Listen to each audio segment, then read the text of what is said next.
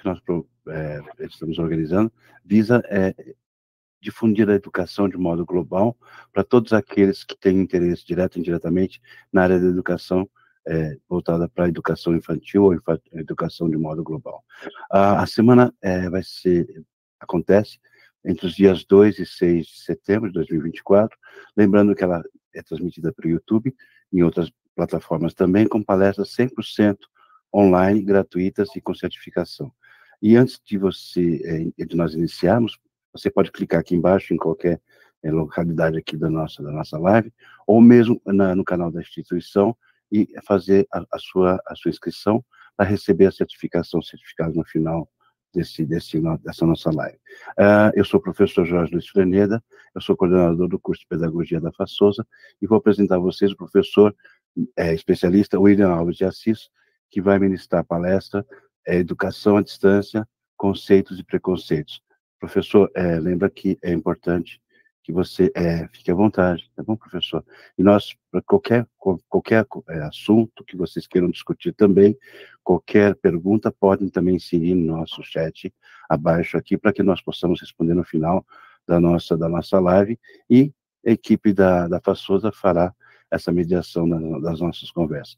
Professor, seja muito bem-vindo.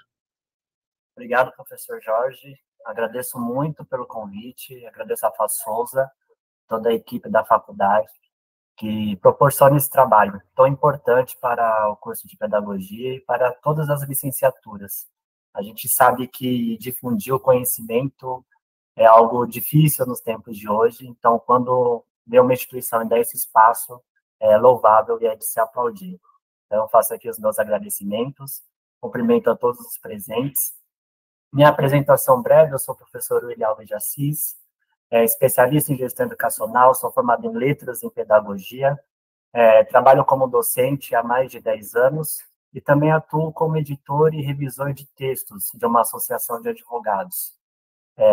Minha carreira sempre foi voltada tanto para a área de lecionar, trabalhar com o público, seja no ensino superior, seja na educação básica, como por esse outro lado que eu, formado em letras e também pedagogia, proporciona, que é trabalhar na área de editorial. Então, são dois campos, assim, que eu gosto muito. E trago hoje para vocês o tema de educação à distância, conceitos e preconceitos. É até uma questão metalinguística aqui, porque estamos à distância e vamos tratar de educação à distância. Eu trabalho com educação à distância desde 2007. Como tutor, na época da faculdade, estagiário, tive a oportunidade de conhecer esse universo da educação à distância, e desde então me interessei e veredei os meus estudos, as minhas pesquisas, também voltadas a essa área que eu gosto muito. E vou apresentar aqui para vocês um pouco do que é essa educação à distância, alguns preconceitos ou preconceitos que algumas pessoas têm, e o que a gente pode fazer para melhorar, para avançar, para entender um pouco mais o que é essa modalidade de ensino. Para começar, nós vamos discutir aqui 3 caminhos fundamentais. O que é educação à distância, o que é ensino à distância e o que é o ensino remoto emergencial. Então, quando nós falamos da educação à distância, nós estamos falando, de fato, de um modelo educacional pensado e estruturado que vai trazer ali vários alicerces para que haja um ensino-aprendizagem. Isto é, a educação ela vai acontecer de forma em que o professor, em forma de mediador, como disseminador do conteúdo, ele consiga trabalhar com diversos alunos de diversas regiões. Então, a educação à distância, ela traz um modelo formal, ele vai trazer um currículo base, ele vai trazer um programa de desenvolvimento institucional pensado para aquela modalidade. Então, quando a gente pensa no termo EAD, de educação à distância, estamos falando dessa modalidade oficial e regulada pelo MEC.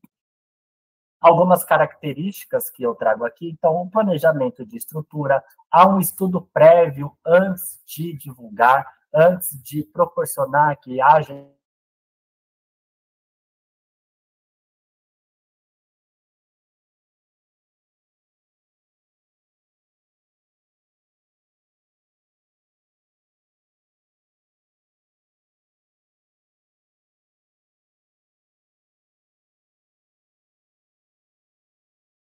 inscrição, que as tecnologias vão servir para colaborar com o aprendizado daquele aluno, daquela aluna. A flexibilidade também é destacada. Por quê? O aluno ele pode acessar a qualquer momento aquela plataforma, aquele ambiente virtual.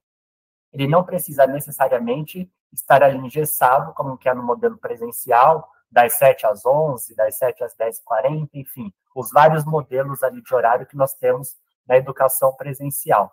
Então, além dessa flexibilidade, também a interação. Aqui a gente destaca muito a questão de diversidade e de pluralidade, porque uma pessoa de São Paulo consegue falar com alguém de Minas, de Porto Alegre, do Amazonas, enfim, a gente tem uma gama de regionalidade mais bem atraída e posicionada na educação à distância. Então, o conhecimento cultural, essa troca entre os alunos e os professores, ela é diversificada, ela é pluralizada e tem uma evidência maior na educação à distância. E, como já dito, a questão da regulamentação. O MEC, o CNE, eles trazem todo o suporte, todo o aparato para que uma faculdade, uma instituição possa trabalhar com a educação à distância. Então, sempre que você ouvir o termo educação à distância, estamos falando de um modelo formal, de um modelo regulamentado e de um modelo que vai trazer bases, conceitos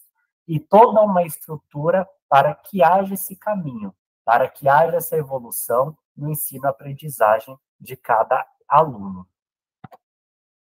Quando falamos do ensino à distância, nós estamos falando de algo mais genérico, algo mais amplo. Isto é, a educação à distância faz parte do ensino à distância. Quem é um pouco mais antigo vai lembrar dos cursos por correspondência, que é uma metodologia de ensino à distância. Então, quando nós tínhamos lá alguns cursos, a pessoa se inscrevia e recebia na sua casa ali materiais impressos para ela estudar, e depois ela ia e fazia uma prova, enfim, entregava algum tipo de trabalho.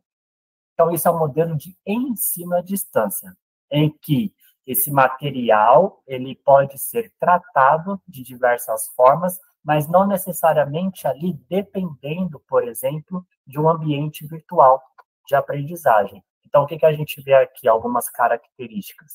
Essa variedade de modalidade. Então, tem a EAD formal, como eu falei um pouco antes, tem outras questões, como a de correspondência, tecnologias e métodos, ou seja, a tecnologia não necessariamente precisa ser tão apurada nesse conceito genérico de ensino à distância, porque eu posso me valer de outros métodos, outros caminhos, e o contexto também, que é um termo muitas vezes utilizado ali para englobar diversas práticas do ensino à distância.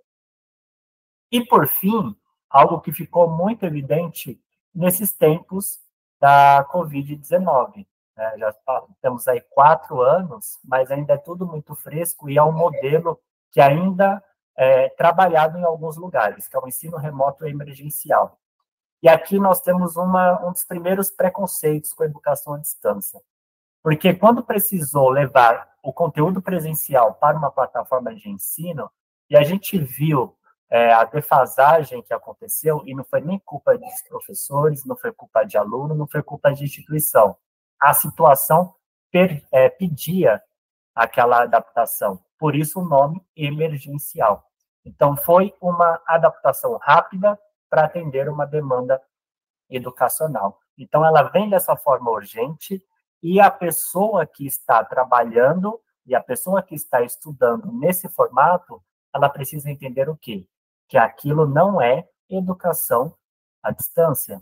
E foi o que aconteceu para muitas pessoas que são contra a educação à distância, cair em cima, falando da qualidade, falando da proposta educacional, da proposta pedagógica, e não era exatamente essa a ideia, é um ensino emergencial. Então, você precisa adaptar rápido o material, você precisa urgentemente encontrar uma tecnologia que vá atender àquela demanda. A questão da improvisação, porque pensa, eu tenho professores que estudaram para lecionar no modelo presencial. De repente, esse professor precisa se adaptar a uma câmera, ele precisa saber trabalhar com uma plataforma de vídeo, ele precisa saber como sobe um conteúdo numa plataforma de aprendizagem. Então, é difícil você fazer isso sem um treinamento prévio. Aí entra essa questão da improvisação, que muitas vezes acontece porque está pedindo naquele exato momento. E esse desafio, porque esse modelo remoto emergencial acaba causando alguns traumas. Porque se eu pego uma geração que já foi criada totalmente no modelo presencial, estudou na faculdade por um modelo presencial, e de repente ela precisa atuar no modelo à distância e no modelo emergencial, o que acontece? Ela vai criar certos bloqueios para futuramente, de fato, entender o que é uma EAD, entender o que é uma proposta de aprendizagem voltada à EAD. Então, isso acaba causando alguns desafios. Sem contar, é claro, a questão da internet. Tem pessoas que não têm acesso, tem pessoas que o acesso é limitadíssimo. Isso tanto faz para professor ou para aluno. E quando a gente fala aqui de modelo emergencial remoto, eu não posso exigir que aquela pessoa tenha uma máquina boa, um celular bom, para poder fazer um determinado acesso.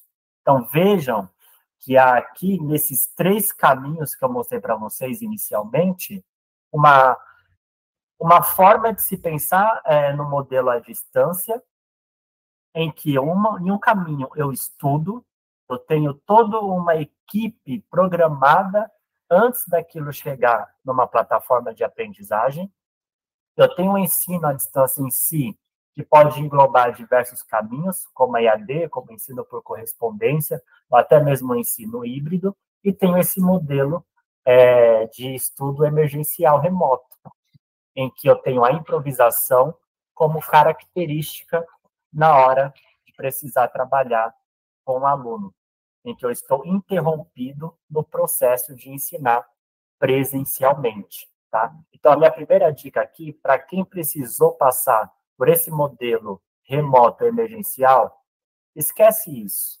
Aquilo foi um acaso e, obviamente, vai precisar ser adotado caso haja a infelicidade de passarmos pelo mesmo processo que foi a pandemia. Mas, assim, com exceção a casos pontuais, a gente não vai utilizar esse modelo educacional remoto emergencial. Vamos, sim, trabalhar com a EAD, a educação à distância. E para falar desses processos de educação à distância, eu vou destacar aqui alguns modelos pedagógicos utilizados na educação à distância, começando pelo modelo andragógico. Provavelmente vocês, do curso de licenciatura, vão ouvir muito falar sobre a andragogia, isto é, a aprendizagem do aluno adulto. Como que o adulto aprende? É diferente de como a criança ou o adolescente aprende. Então, quando eu penso na formatação de um modelo para disponibilizar para o aluno, eu preciso ter essa visão andragógica em que o foco seja esse adulto. Então, eu preciso entender o quê? Essa pessoa vai trazer sua bagagem, essa pessoa vai trazer suas experiências, essas pessoas vão trazer as suas crenças de mundo para dentro da plataforma, para dentro daquilo que ela vai escrever. Pensa aí numa sala de aula, modelo presencial. Não tem pessoas com diferentes pensamentos? Não tem pessoas que estão vindo de um trabalho de 12 horas, outras vindo de um trabalho de 6 horas, pessoas que ainda não estão trabalhando, e tudo aquilo se encontra dentro da sala de aula.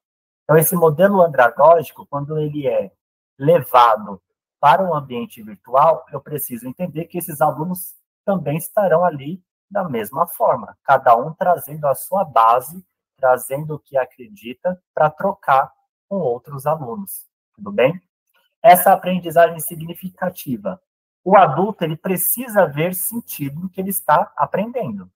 Não que a criança ou o adolescente não precisem, mas o adulto, ele já vai trazer ali várias bagagens. Então, na hora de dialogar com o professor, com o tutor, ele vai construir um diálogo, um debate saudável para que haja essa troca. Então, ele precisa ver sentido naquilo que ele está aprendendo. Ou seja, aquela teoria, ele precisa enxergar a prática daquela teoria. Não pode simplesmente ser um texto pelo texto. precisa fazer sentido. E essa aprendizagem colaborativa, que é a troca de experiência, ou até mesmo o networking que as pessoas acabam fazendo dentro da sala de aula virtual. Então, isso é legal também. Por quê? Porque um colabora com o outro, cada um traz a sua troca e um também aprende com o outro. O professor aqui funciona justamente como um mediador, como alguém que facilita essa colaboração, facilita esse acesso e possibilita que essas diferenças se encontrem e possam caminhar dentro de uma estrada comum. O modelo construtivista, e aqui a gente também traz todas as teorias que a gente vê durante os cursos de licenciatura, Vygotsky, Piaget, Montessori, Waldorf, enfim. Nós temos vários modelos que eles podem ser compreendidos no modelo aqui construtivista. Então, a aprendizagem ativa, o aluno é o protagonista, e aqui a gente vê uma total semelhança com o modelo anterior, né? Porque se o aluno é protagonista, eu vou precisar fazer com que aquela aprendizagem seja significativa. Eu vou precisar que o foco seja esse aluno, tá? Mais uma vez aqui, essa questão da aprendizagem significativa e o papel do professor, que sempre vai ser o facilitador. O próprio nome diz, construtivista, ou seja, eu preciso construir a aprendizagem para aquele aluno. Não é simplesmente, como em algumas instituições acontecem, eu disponibilizar o material e não ter ninguém que oriente, que faça a mediação daquele material. São alguns cursos conhecidos como autoinstrucionais. É um modelo válido? É um modelo válido, mas depende da proposta do curso. Se for um curso livre, se for um curso de extensão, ok, ter um modelo autoinstrucional. Mas quando nós falamos de graduação, quando nós falamos de pós-graduação, eu preciso ter a mediação de um professor, de um tutor, para que o aluno consiga compreender e ver a aplicabilidade daquele conteúdo no seu dia a dia de trabalho. E aqui o modelo conectivista, que é justamente você abarcar essas questões tecnológicas, essa conexão e hiperconexão que a sociedade de hoje pede. Então, é entender quais são as tecnologias que eu vou utilizar, quais são as tecnologias que o aluno sabe utilizar para que haja essa aprendizagem contínua. Então, a tecnologia, ela também funciona aqui como uma conexão entre as pessoas e como uma facilitadora da aprendizagem. Muito que bem, fazendo algumas considerações a respeito do que a gente viu desses modelos, a questão do hibridismo, ou seja, muitas faculdades vão fazer o quê? Vão acoplar, vão aglutinar, vão trazer esses 3 modelos principais, obviamente há outros, mas vão procurar trazer esses 3 modelos e encontrar ali o melhor caminho dos 3 e colocar no seu modelo único. Isso é super válido também, porque a gente pega o melhor de cada formato e tenta personalizar, customizar para a realidade do nosso público-alvo. A tecnologia também. Então, assim, não adianta eu querer ser uma pessoa, uma instituição, um aluno super conectado, se o meu público não vai conseguir dominar todas aquelas tecnologias. Então, vale muito mais eu ter uma videoaula, eu ter um podcast, que são tecnologias super reconhecíveis e acessíveis, fáceis de aprender e de utilizar, do que eu querer fazer com que o aluno domine, às vezes, uma inteligência artificial, domine algo que ele não vai conseguir e vai se frustrar. Vai acabar trancando matrícula, vai acabar pegando uma DP, por conta de que ali a instituição, o professor, que seja super moderno, mas não viu ali a sensibilidade do seu público-alvo, tá? Então, quando a gente pensa em tecnologia, tem que ser uma tecnologia que facilite essa interação e que faça sentido, que facilite esse caminho de aprendizagem e não dificulte.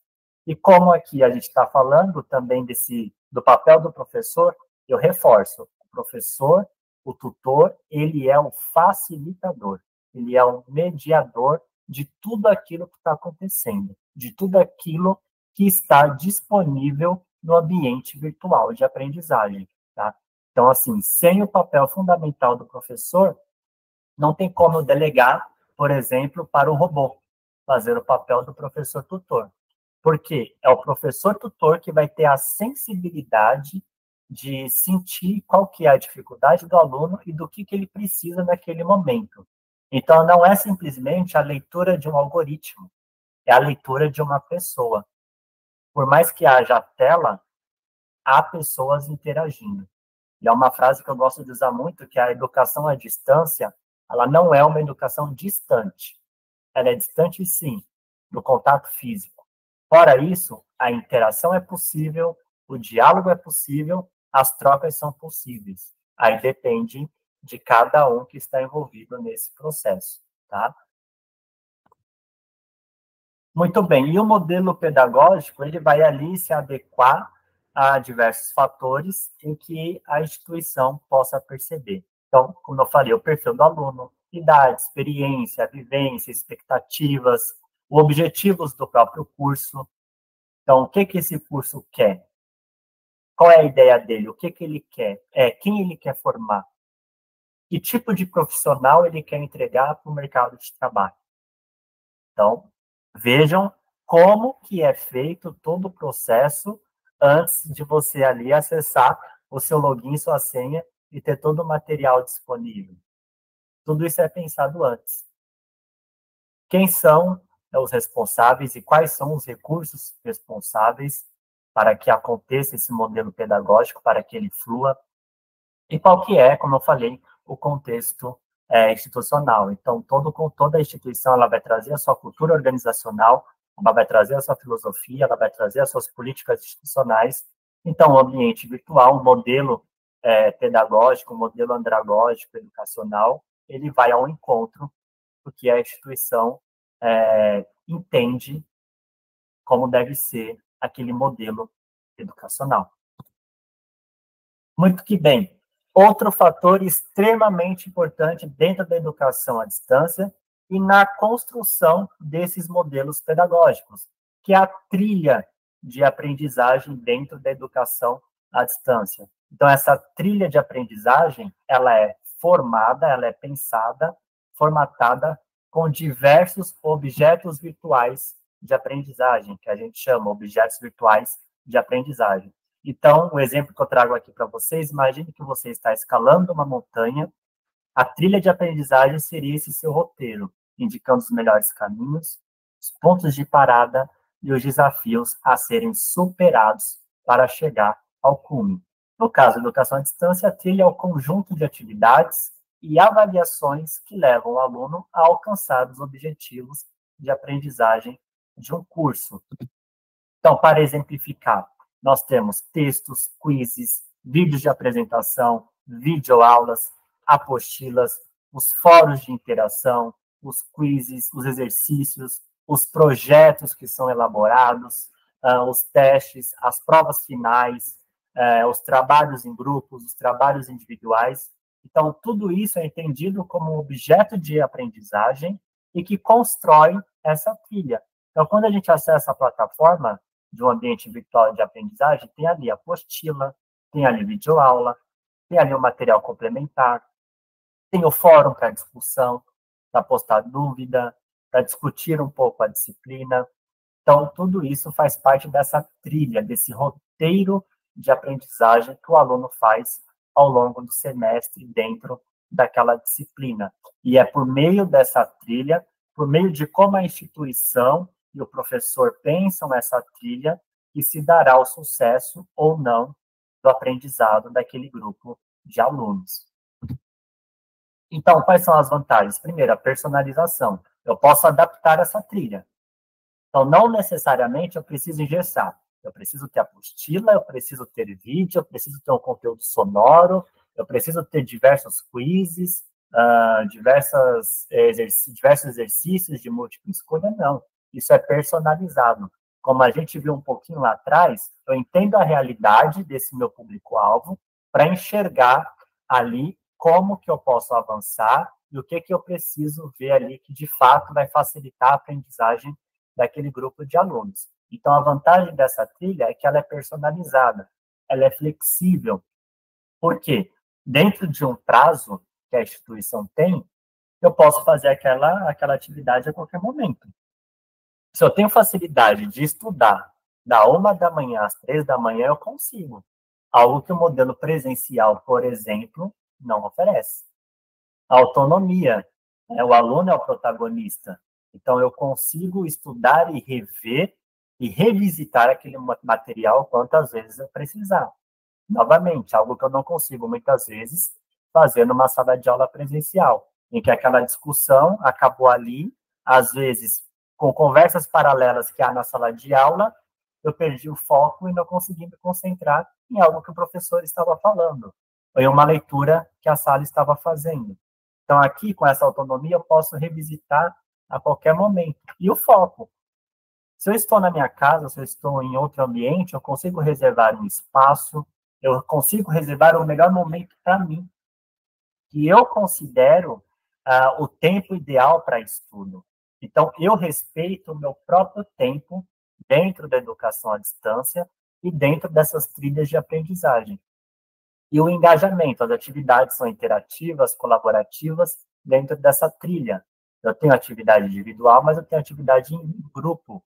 Como eu falei, a questão dos fóruns de discussão, os fóruns de boas-vindas, eu tenho ali vários caminhos para poder ver o que os meus colegas estão pensando. Repito, eu consigo reler o que eles falaram, aquilo não se perde. Não são mais palavras jogadas ao vento. Eu consigo rever, eu consigo revisitar tudo aquilo e ter uma reflexão um pouco mais aprofundada do assunto. Então, ter uma trilha de aprendizagem coesa dentro desse modelo de educação à distância garante que o aluno terá ali um sucesso. Ele realmente vai conseguir absorver o conteúdo. E aqui, falando de uma maneira mais ampla, das principais vantagens da educação à distância. Então, assim, a gente vê que a educação à distância ela vem se tornando uma alternativa, e por diversas razões. Diversos caminhos estão levando as pessoas a estudarem à distância. Vamos ver aqui alguns exemplos. Primeiro, flexibilidade dos horários. Eu consigo estudar de manhã, à tarde, à noite, de madrugada. Então, a EAD me possibilita escolher o melhor horário para estudo.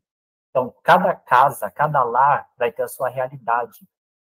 Então, a EAD, ela faz com que esse aluno consiga entender a realidade da sua casa e saber quando que ele pode dedicar um tempo para si. A questão da acessibilidade. A EAD ela é democrática, porque às vezes eu tenho uma região super afastada no Brasil. Nós estamos falando de um país de proporção continental. Então, o acesso que às vezes, por exemplo, eu estou aqui em São Paulo, tem pessoas de Minas, tem um acesso fácil, às vezes não é a realidade, por exemplo, de alguém que está no Acre, de alguém que está no extremo sul do Rio Grande do Sul. Então, por meio da educação à distância, por meio de antenas, por meio de uma conexão de internet, eu consigo fazer com que aquele aluno, aquele indivíduo que antes não conseguia ter acesso ao ensino superior, agora ele consegue. Agora ele pode realizar o sonho de ter um diploma.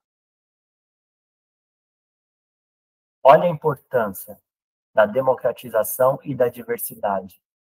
E aqui ainda reforçando a questão da diversidade dos cursos. Porque se antes eu tenho instituições, hoje nós ainda temos, mas falando de antigamente, instituições que limitavam, tinha um número reduzido de cursos, agora eu consigo expandir. Claro, passando por todo um crivo do MEC, por todas as formalidades, mas eu consigo expandir. Porque na educação à distância eu não vou precisar, por exemplo, ter um prédio físico ali para de segunda a sexta reservar um número X de sala com limite X de alunos dentro daquela sala de aula. A EAD possibilita, por exemplo, que eu tenha dentro de uma turma 200, 300 pessoas. Olha que incrível isso. Olha a troca que isso proporciona dentro desses diversos cursos. Olha que realidade bacana. Outra questão, atualização constante. O conteúdo dos cursos EAD é constantemente atualizado. Então, se antigamente eu tinha aquele professor, ele ia para a sala de aula com aquele caderninho, às vezes até com aquela folha já amarelada, e ele fazia aquilo durante anos, agora, na educação à distância, aquilo precisa estar atualizado, porque esse aluno que vai para a plataforma, ele está se atualizando. Nada contra modelos antigos. Todo mundo tem aí a sua experiência e isso é válido. Isso enriquece. Mas falando de educação à distância, eu não tenho como chegar aqui para vocês com um material de 30, 40 anos. A não ser que seja para fazermos um estudo de caso. A não ser para que possamos fazer uma linha do tempo. Agora, eu não posso chegar aqui, por exemplo, com uma gramática de 1940. Já que passamos por tantas atualizações da nossa língua, por exemplo. Então, entende a importância de ter essa atualização constante, de ter o material atualizado dentro da plataforma? A questão da interação, que eu sempre reforço, porque ela promove essa diversidade de interação, a própria autonomia, como eu já falei, a questão da economia, e aqui entra outro preconceito que algumas pessoas têm, porque muitos vão ver assim, o curso em AD é mais barato, porque não tem qualidade. Lê do engano. Quando a gente leva para uma questão da economia, na educação à distância, uma instituição não precisa, por exemplo, pensar, pode economizar na questão da eletricidade, de água, de repor, por exemplo, os papéis de um banheiro, da manutenção de carteiras e cadeiras de uma sala de aula, giz, lousa, a questão da locomoção dos professores. Então, tudo isso é economizado. Então, por que eu vou precificar um curso em AD da mesma forma que é um curso à distância, em que eu tenho um gasto muito maior para ter aquele X de pessoas dentro de um prédio? Então, quando a gente vê um curso mais barato, não é porque ele tem menos qualidade. Não, é porque a faculdade, a instituição, ela está economizando. Então, não tem por que ela exercer um preço absurdo. Seria até uma prática ilegal. E pensando também na escalabilidade. Na EAD eu consigo colocar, como eu falei, 100, 200, 300 pessoas dentro de uma sala. Algo que no presencial é um tanto difícil. Então, quanto mais pessoas eu tenho, eu consigo baratear o valor de uma mensalidade. Então, quando a gente pensa em preço de uma mensalidade, de um curso, não tem relação com qualidade. Então, é um ponto central que eu queria deixar registrado aqui. Para quem tinha esse tipo de pensamento, comece a quebrar esses paradigmas a partir de agora, tá? Porque há todos esses fatores que a gente não pensa, mas que com toda a formalidade, com todo o cuidado e com todo o respeito, as instituições de ensino fazem para que haja uma via de mão dupla, para que as pessoas consigam ter acesso e que ela também possa ter aí o seu lucro, mas nunca exercendo algo irracional, algo que não soe como legal, tá? E a personalização, porque a EAD permite que o aluno personalize o seu processo de aprendizagem. Como assim? Como eu falei, eu tenho os objetos, eu tenho a trilha de aprendizagem. Mas aí você vai falar assim, William, eu entendo melhor ouvindo, vendo do que lendo. Então, eu posso começar assistindo as videoaulas de uma plataforma e depois ir para a apostila. Eu posso fazer o caminho inverso. Começo pela apostila, depois vou para uma videoaula. Então, percebam que há essa autonomia e essa personalização. Eu não preciso começar por uma apostila, por um livro. Eu tenho essa independência de começar ali a minha trilha por onde eu quero, por onde eu me sinta mais à vontade. Ou seja, assistindo uma videoaula, ou lendo uma apostila, ou começando a ver o que o pessoal do fórum está postando, para eu ter umas reflexões prévias. Então, percebam que há essa flexibilidade e essa própria personalização. Pensando agora um pouco nos principais desafios da educação à distância. Nem todos são flores. Eu não poderia aqui, seria até injusto da minha parte, falar que estamos no melhor cenário já. Não. O Brasil evoluiu bastante na questão de ter uma educação à distância de qualidade. Mas sempre vamos ter desafios. Sempre vai ter algo a pensar, a melhorar e a aprender. Então, por exemplo, a questão da própria desigualdade digital. E para quem está aí nos cursos de licenciatura, principalmente em pedagogia, que vai cuidar das primeiras formações, é tentar trabalhar desde com os pequenos com letramento digital. Porque a gente fala de uma geração nativa digitalmente. Mas quando precisa fazer um trabalho no Word, quando precisa formatar um texto, essas pessoas se perdem. E por quê? Porque às vezes não há um letramento, elas sabem mexer em rede social, sabem postar um vídeo, mas às vezes formatar um texto, às vezes saber como se pesquisa um assunto em sites com credibilidade, às vezes não sabe. Então é preciso que haja um letramento digital e combater aí essa desigualdade digital. Então levar um acesso de qualidade da internet a diversos lugares, principalmente nessas regiões mais afastadas, sempre priorizar a qualidade do ensino. Então, cabe aí às instituições de formação entenderem também que a educação à distância não é uma réplica, não é um espelho do modelo presencial. Então, não adianta eu querer fazer com que o modelo à distância seja idêntico ao presencial, porque não funciona.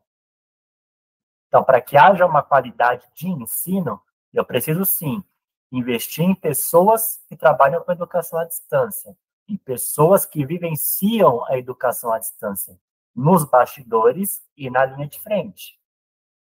Eu preciso saber como se desenha um curso à distância. Eu preciso saber de onde está saindo todo aquele material que o professor conteudista está escrevendo. Então, é papel da instituição pensar nessa qualidade de ensino, tá? E quando a gente fala aqui da autonomia do estudante, eu vou reforçar outro ponto. O aluno de educação à distância, ele precisa ser muito mais disciplinado que o presencial. Por quê? Porque na educação à distância, há prazos na plataforma em que, se você não responder um fórum ou não responder umas atividades, a plataforma fecha. E se fechar, acabou. Dificilmente é possível ali remanejar ou dar mais um prazo. Sabe quando a gente está no presencial? Que o aluno esquece de entregar o trabalho no prazo, aí ele vem, senta na mesa do professor, professor, me dá mais uma semana, me dá mais 2 dias, e o professor ali se sensibiliza e dá um prazo a mais. Na educação à distância, isso é um pouco mais difícil de acontecer, porque a plataforma ela é regrada, então a gente precisa ter disciplina. Então, essa autonomia, ela não pode, às vezes, ser banalizada. O aluno precisa ter uma boa disciplina, ele precisa ser regrado para entender os prazos e entender toda essa dinâmica, em que essa autonomia não significa que ele está sozinho, que ele está abandonado, muito pelo contrário, tá? O isolamento social, então, assim, a educação à distância, obviamente, ela não vai proporcionar que as pessoas se reúnam a todo momento na sala de aula. Então, é saber lidar com esse isolamento, que você vai estar ali com o seu notebook, celular, aprendendo, mas entender que esse isolamento, ele é apenas de um contato físico, tá? Não é uma questão de que impossibilita a interação entre as pessoas. Outro preconceito que a gente está combatendo a cada dia na educação à distância é essa questão do reconhecimento no mercado. Então, o diploma de quem se forma à distância é o mesmo de quem se forma no presencial. Não há ali uma separação, não há ali um asterisco, mas o mercado ainda acha, em algumas situações, principalmente em algumas questões de órgãos de classe, em que eles tentam diminuir. Mas, graças aos avanços do MEC, graças aos avanços de todos os estudos, de todas as pesquisas voltadas à educação à distância, a gente está conseguindo mostrar que o que é ofertado na educação à distância é tão bom quanto o que é ofertado no presencial. E aqui fica o meu conselho, o meu pedido para vocês que estudam à distância, não deixarem, por exemplo, de fazer a prova do ENAD quando vocês estiverem ali aptos a tal. Porque o ENAD, ele ajuda a metrificar ali como que está o avanço da qualidade, tanto do ensino, e para mostrar para o mercado que, sim, eu estudei à distância e eu tenho total capacidade para atuar nesse mercado de trabalho. Para dar um exemplo clássico, a OAB, por exemplo, ela bate de frente até hoje com o MEC para que não haja cursos do direito em educação à distância. Então, há aí um embate entre MEC e OAB, e por enquanto a gente ainda não tem na graduação cursos do direito. Já há portaria, já há muitas instituições que têm toda essa trilha de aprendizagem, já tem esse modelo pedagógico desenhado, mas a OAB sempre fica entrando com algum recurso. Mas aí fica o meu questionamento. Por que para cursos de pós-graduação é permitido? Ah, porque curso de pós-graduação não dá diploma, dá certificado. Ué, mas não é aprendizagem do mesmo jeito? Você não está instruindo? Então, fica aqui uma questão de se pensar que talvez já esteja na hora de derrubar um pouco essa barreira conservadora. Tá?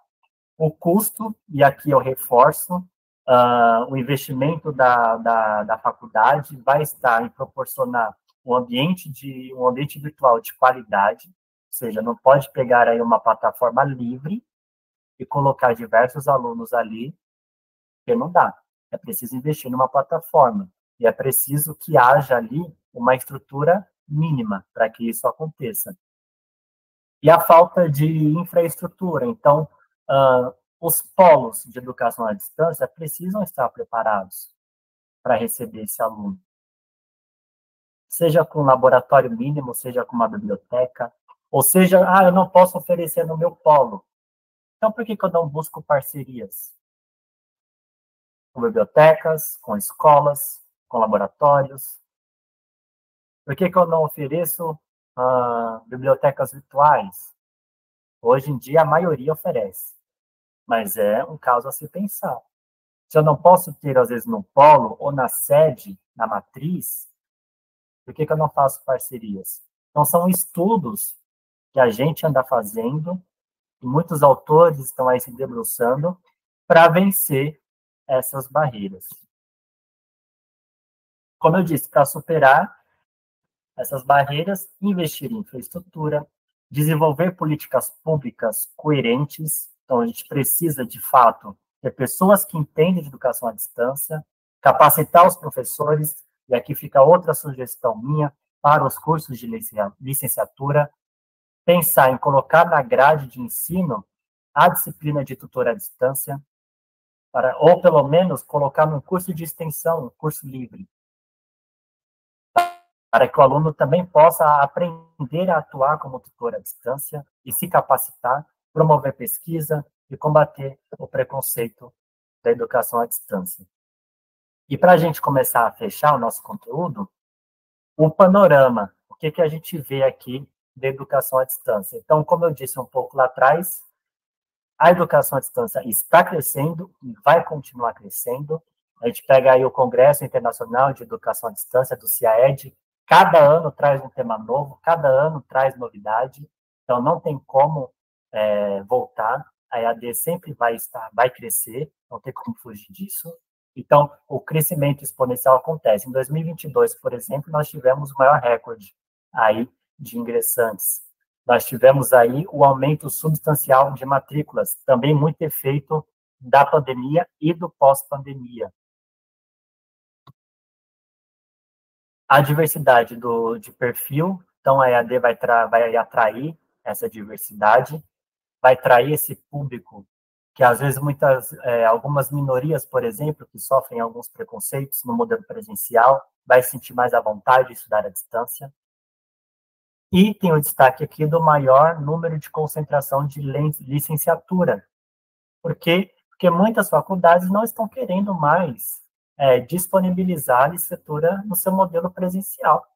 Então, veja que a EAD é quem está abraçando esse futuro professor, essa futura professora.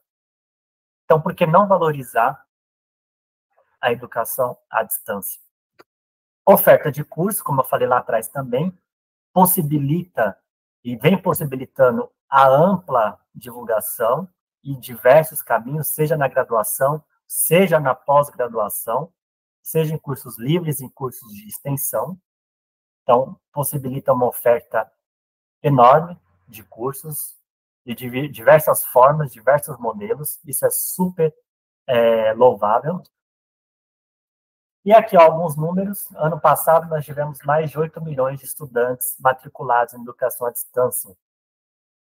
Aproximadamente 43% de alunos da graduação no Brasil estavam na EAD no ano passado. Mais de 600 instituições oferecem cursos em EAD. E todos os formatos de graduação e pós-graduação, lato sensu, estão ofertando cursos à distância. E outra questão que o MEC está discutindo, já ali portaria, é só realmente uma questão das faculdades se adaptarem, mestrado e doutorado em educação à distância, logo mais, também vai ser um caminho para aí a sua evolução acadêmica, tá?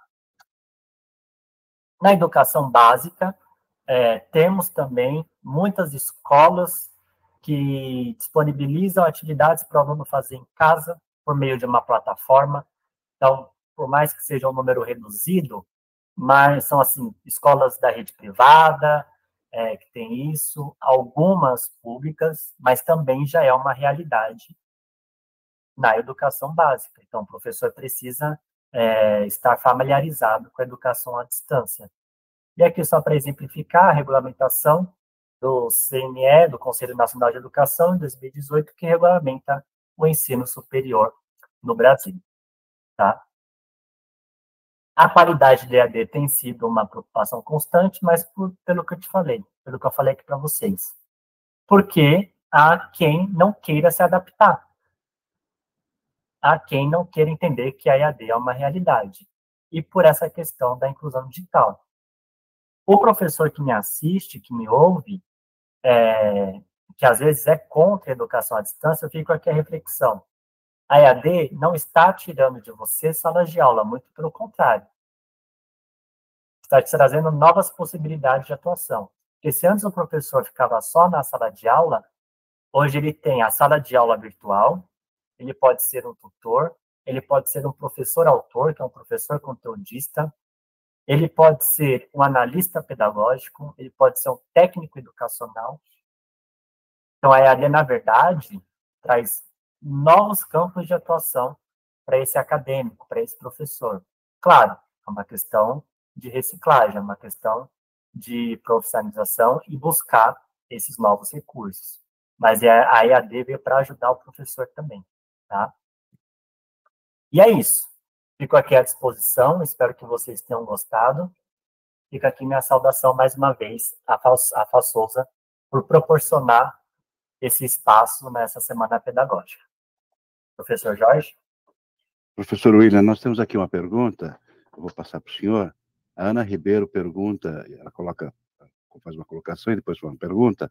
Na sua visão, como o aluno pode obter o melhor aproveitamento nas aulas, cursos EAD, e também ter uma boa experiência durante a progressão acadêmica? Ele vai evoluindo nesse processo acadêmico, mestrado, no caso, né, mencionou aí, o próprio doutorado, se for o caso, mas aí mais para frente. Mas como ele consegue evoluir com essa percepção dentro da EAD? Maravilha, obrigado pela pergunta, Ana. Vamos lá. Primeiro, tomando nota de toda a trilha de aprendizagem, de tudo que você vê ali na trilha de aprendizagem.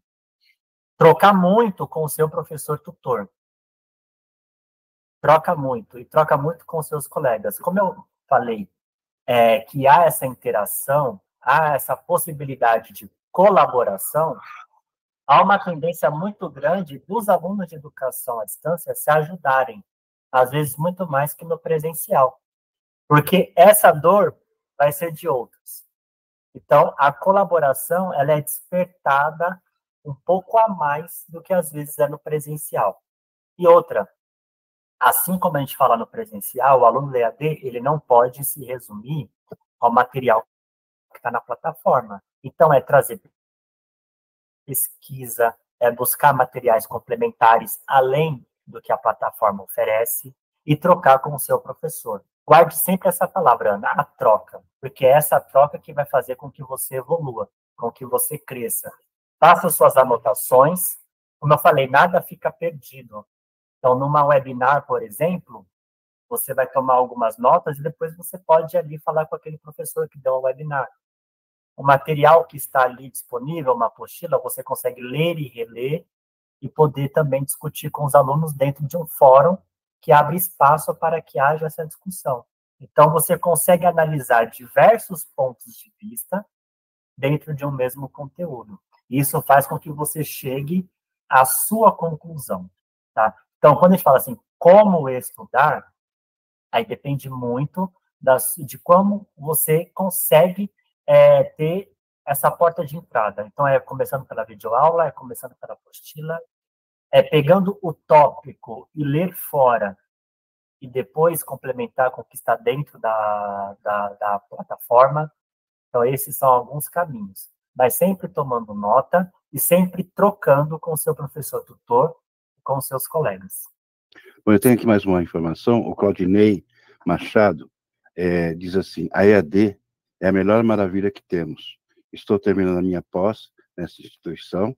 Tenho imensurável a gratidão pela excelente, né, pela excelência, oportunidade, pela excelente oportunidade que tive. Ele coloca dessa forma essa gratidão que ele tem sobre esse curso que ele está, né, aí efetuando.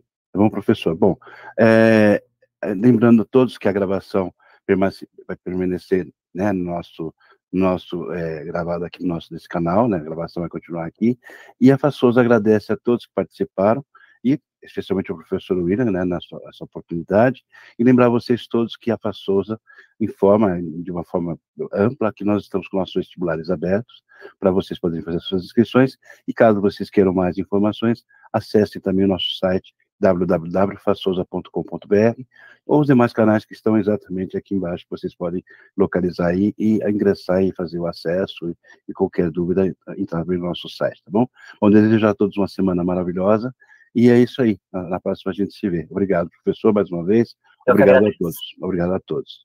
É isso aí.